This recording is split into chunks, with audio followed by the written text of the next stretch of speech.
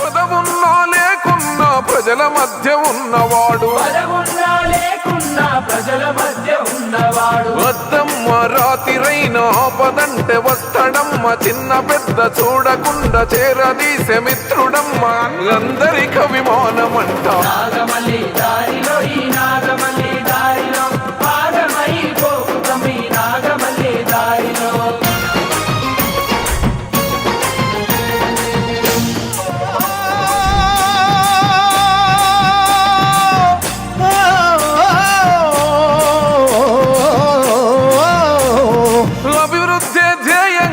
పనిచేసే నాయకుడు,